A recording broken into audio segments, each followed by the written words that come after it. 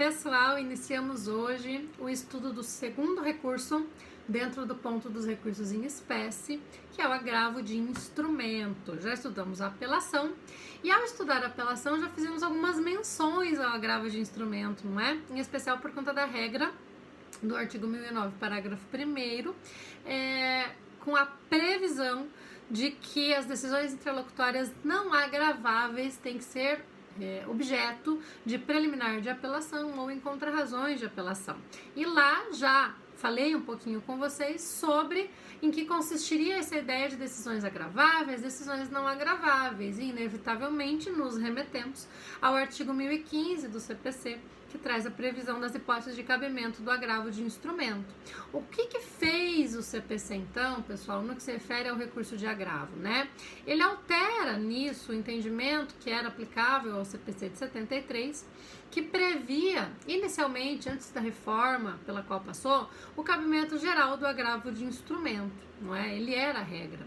Depois de um tempo, em razão em especial do excesso de agravos de instrumento interpostos contra toda decisão interlocutória, cabia agravo de instrumento, houve uma reforma que trouxe a ideia do agravo retido como regra. Agravo retido, que era aquele recurso que não existe mais, ainda bem, mas que era um recurso que era interposto no momento em que a decisão era proferida, mas permanecia nos autos, retido, para só ser conhecido quando do julgamento da apelação, momento em que ele deveria ser reiterado pela parte que agravou em apelação ou em contrarrazões de apelação. O agravo de instrumento, então, ficou para a hipótese em que houvesse urgência, em que houvesse perigo de dano, não fosse possível esperar a interposição do agravo, ou para situações pontuais, como, por exemplo, decisão que não recebia apelação no efeito suspensivo, né? Já que naquela época o exame de admissibilidade da apelação era feito em primeiro grau e em havendo alguma questão relativa a esse exame, seria possível fazer o agravo de instrumento. Ainda assim, havia muitos agravos de instrumento interpostos. Muitas vezes o tribunal chegava a converter o agravo de instrumento em retido, porque não vislumbrava a hipótese de cabimento do agravo de instrumento, mas o fato é que muita gente ainda interpunha o agravo de instrumento. Vem o CPC de 2015 e cria a regra do artigo 1015, trazendo hipóteses expressas de cabimento de agravo de instrumento. Vai estar bem claro no dispositivo, que eu espero que vocês já tenham lido, porque eu coloquei inclusive no roteiro da aula, sobre o cabimento de agravo de instrumento naquelas hipóteses. E ali nós temos uma série de decisões interlocutórias, não é, pessoal? Temos a decisão interlocutória de mérito, que é a decisão interlocutória prevista lá no artigo 356 do CPC. Cabe, então, agravo de instrumento contra essa decisão. As decisões sobre tutela provisória, de urgência ou de evidência, que analisam a possibilidade de intervenções de terceiros, que rejeita a convenção de arbitragem, que modifica o ônus da prova, que rejeita o pedido de limitação de litisconsórcio, as decisões proferidas na liquidação e na execução, ou até, como diz o último inciso, outras hipóteses previstas em lei. Temos ali, então, uma série de hipóteses de cabimento para o agravo de instrumento.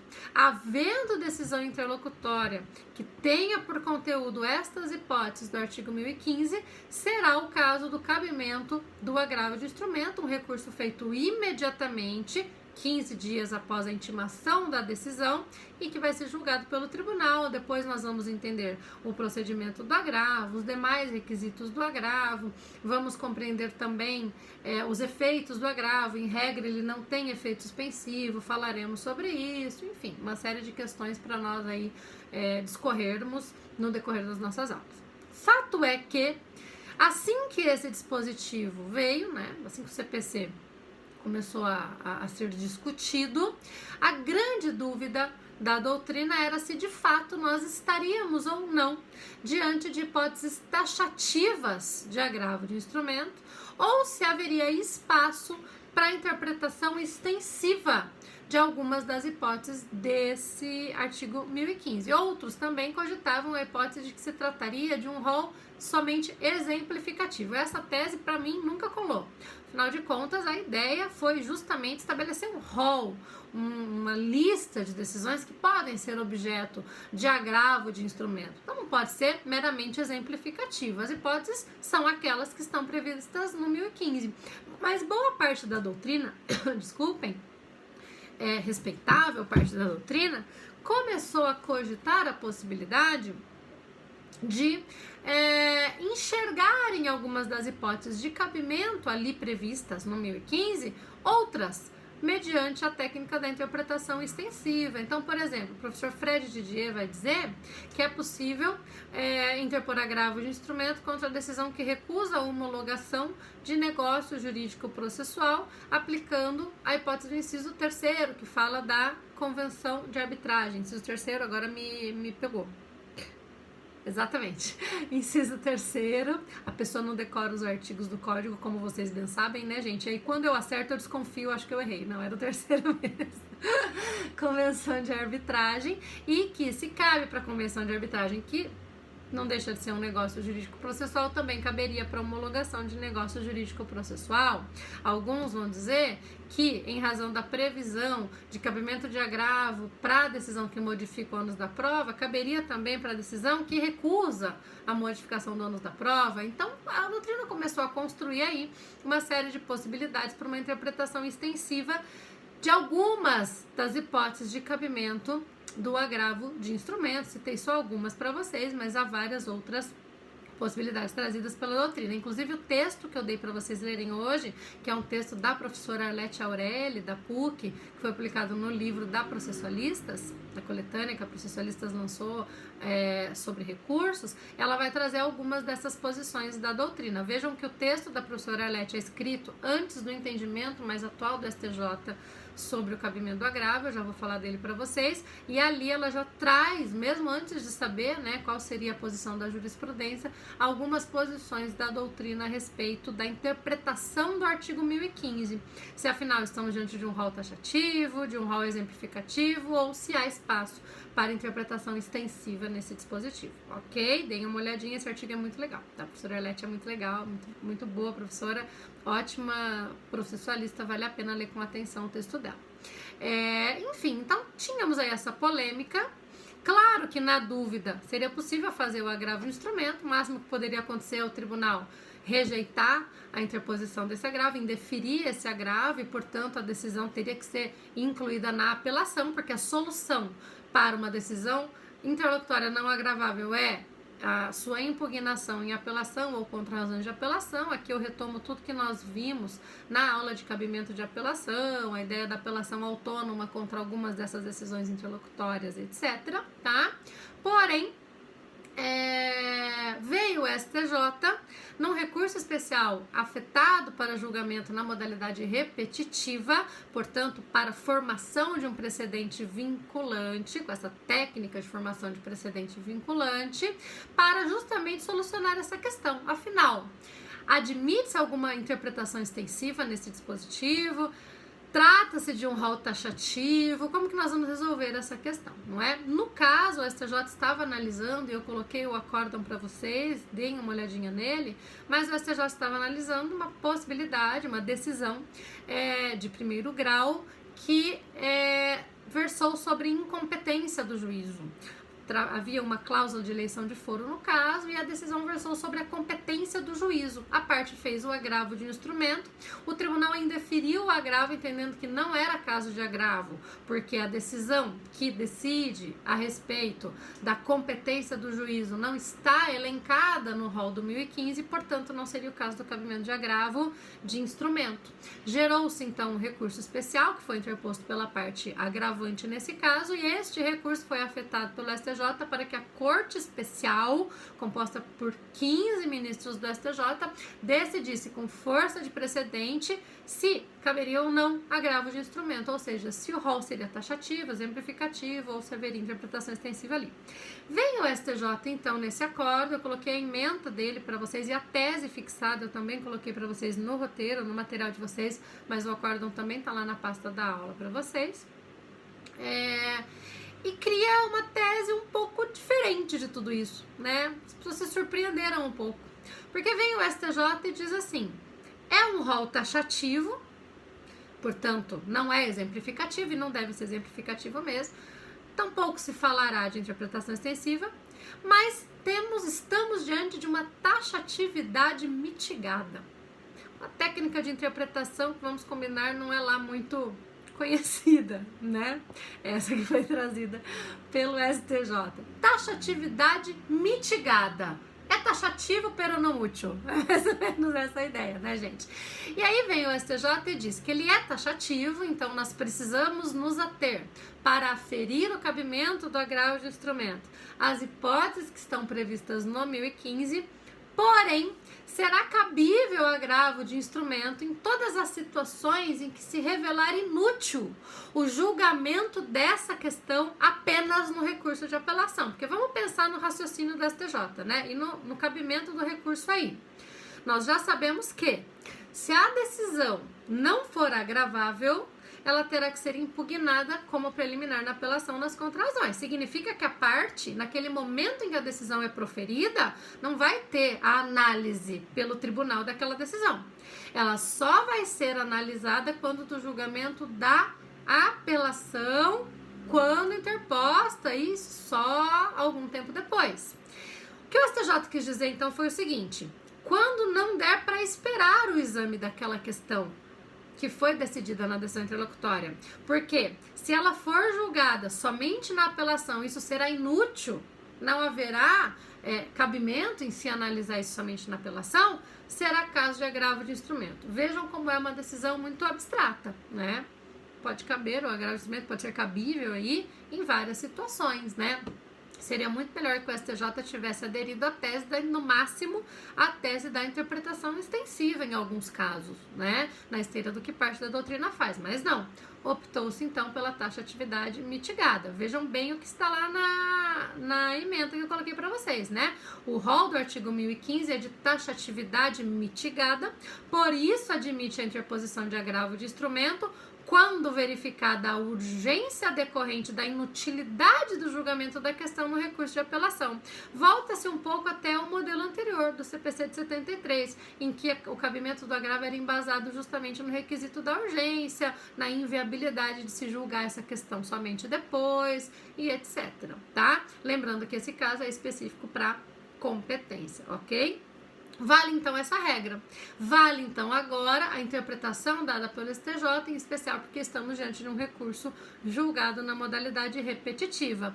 Caso a caso, teremos que verificar se essa ratio decidendi, esse motivo, esse fundamento relevante que foi trazido pelo STJ nesse precedente se aplica a outras situações, tá? Tem inclusive um artigo muito legal do professor Arthur Carpes, que eu vou disponibilizar para vocês também, em que ele analisa justamente a ratio decidendi do artigo da interpretação que o STJ deu ao artigo 1015. Afinal de contas, né? Como trabalhar essa ratio, como trabalhar isso para outros casos. Isso também é muito legal, também vou colocar esse texto lá para vocês, deem uma olhadinha nele, tá?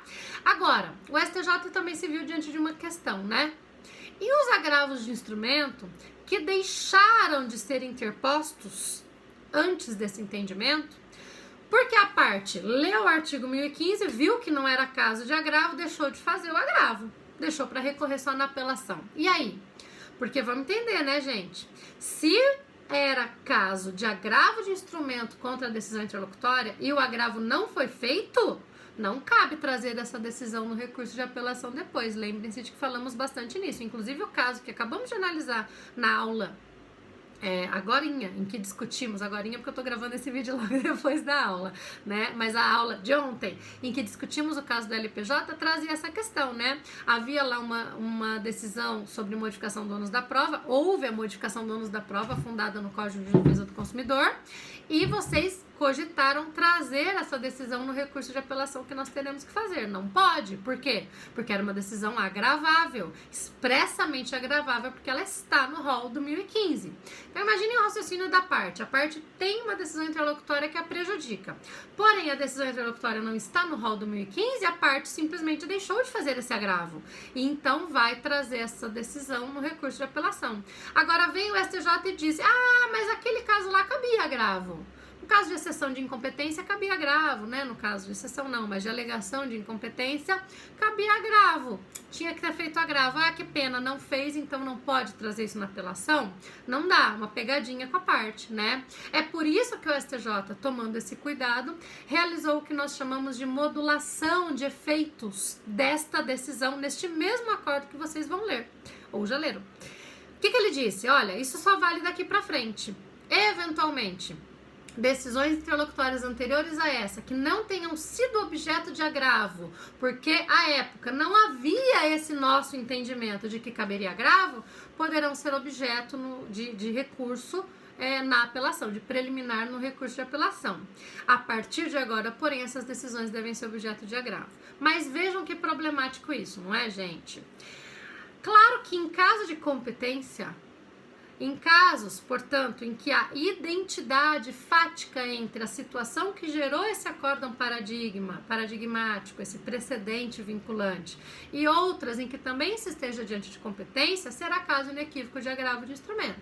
Então, terá a parte que fazer o agravo sob pena de não poder trazer essa decisão no recurso de apelação depois.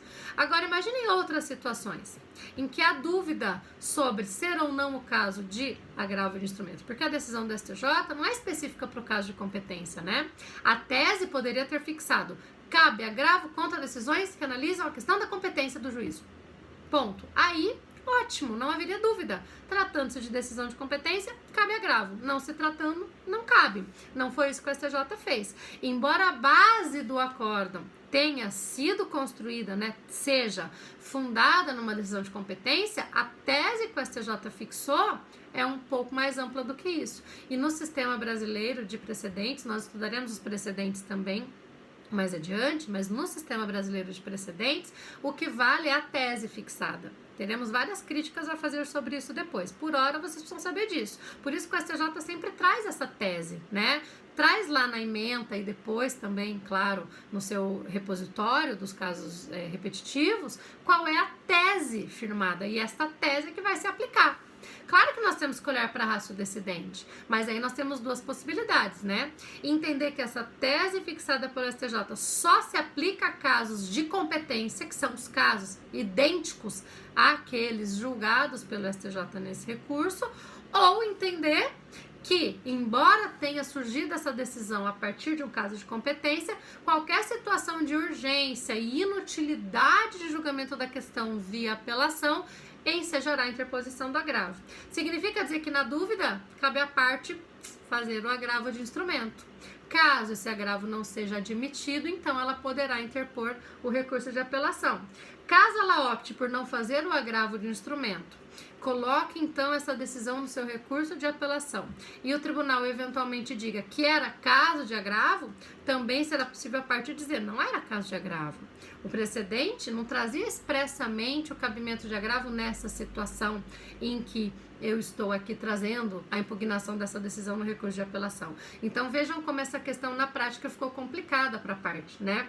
Na dúvida, o agravo pode acabar sendo feito, mas se a parte optar por não fazer, depois ela não pode ser prejudicada com o fundamento de que, mas você devia saber que o agravo era cabível. Não, somente em caso de competência a gente pode ter esse entendimento tão objetivo, né? Afora isso, nós temos ali uma decisão muito abstrata do STJ prevendo o cabimento do agravo em caso de urgência e inutilidade da apelação.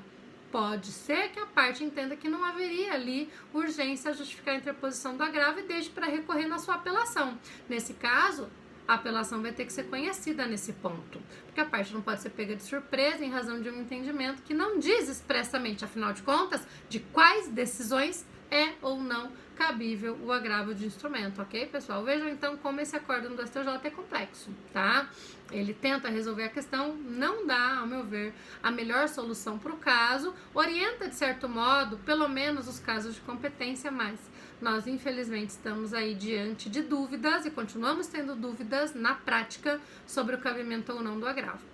Não por outra razão, nos cases que eu trouxe para vocês analisarem hoje, o último exercício traz algumas possibilidades para nós pensarmos juntos se será ou não o caso de agravo de instrumento. Então eu coloquei ali para vocês 5 ou 6 situaçõezinhas de decisões para nós pensarmos juntos. Ah, mas à luz do entendimento do STJ, será que era o caso de agravo ou não? E aí vamos pensar juntos a respeito disso, ok, pessoal? E depois debateremos um pouco mais no Colaborate sobre as dúvidas que vocês tenham sobre o cabimento do agravo, ok? Daqui a pouquinho nos encontramos, anotem as dúvidas, analisem os casos para que possamos discuti-los depois. Um beijo e até já já!